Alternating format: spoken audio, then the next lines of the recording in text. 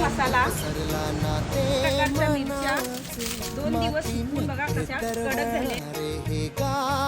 दालचिनी, लवंग, बडीशोप, जिरा, काली वेलची असे 18 प्रकारचा आपण गरम मसाला घेतले। हे गरम मसाला आपल्याला भुजून घ्यायचा हा।